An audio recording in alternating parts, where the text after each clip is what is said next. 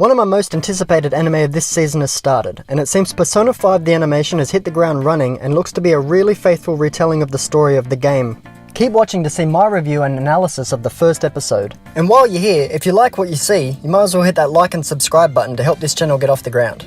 The first episode kicks off exactly where the game begins, focusing on the lead protagonist, aka Joker, during the casino heist. Its vibrant use of colour really leaps off the screen, so if you have the ability to watch this series in full HD, I highly recommend you do so. The presentation of the Persona series is one of its signature charms, and much of that has been brought across here into the anime series. Much like the game, this opening heist sequence provides a good insight into where the story is headed and introduces the group dynamic that's one of the key features in the Persona 5 game, before leading into the interrogation scene. Here we learn that the events we're seeing on screen are happening in the present day, but the start of this story begins 6 months prior.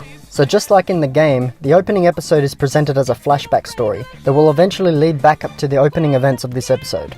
Right before heading back in time, we learn that the lead protagonist in this anime will canonically be named Ren Amemiya. This is worth mentioning because in the official manga adaptation of Persona 5, his canon name is Akira Kurusu, and in the game you're given the option to name the protagonist whatever you like. The next following scenes in the opening episode all take place 6 months prior to the opening. We get some minor background information as to why Ren is moving to the new city and attending his new school, which for those that don't know is pretty much how every Persona game starts out. Ren's reason for moving isn't specifically detailed in this episode, but is hinted at if you pay enough attention to what some of the other key characters and other students mention. This is fully revealed in the opening chapters of the game, so it's a safe bet that it will be discussed in upcoming episodes. Make sure you pay close attention during the train scene. Fans will notice some cool Easter eggs that reference characters from Persona 4 here.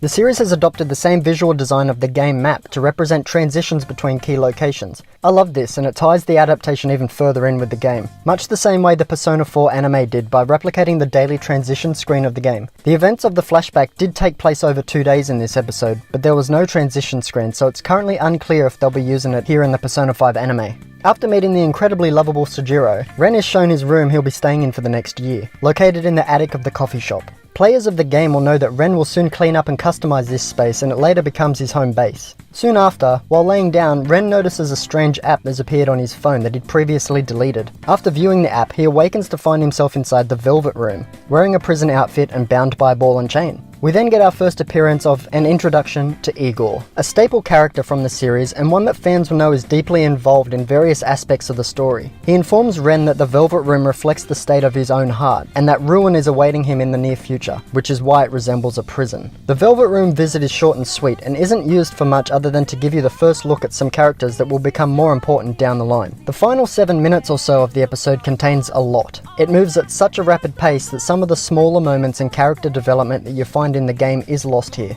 In these final moments of the episode, Ren goes to his new school, Shujin Academy, for the first time, where we're first introduced to Ann and Ryuji. Both of these characters go on to have a massive role in the series. We also meet Kamoshida, the main villain for the first arc of the Persona 5 story, and then Ren and Ryuji are pulled into the metaverse for the first time where they enter Kamoshida's palace. After watching this first episode, my main concern for the series is how fast-paced the story is so far. This is somewhat understandable as they need to move from major plot point to major plot point fairly quickly to fit in the story of a game that takes over 100 hours to fully beat. What we've gotten so far is extremely faithful to the source material. I just worry that some of the smaller moments and character development scenes may be missed. It's a bit too soon to call after viewing only one episode if this pacing will have a negative impact on the whole series, so for this review it won't be listed as a con, but maybe in my full season review.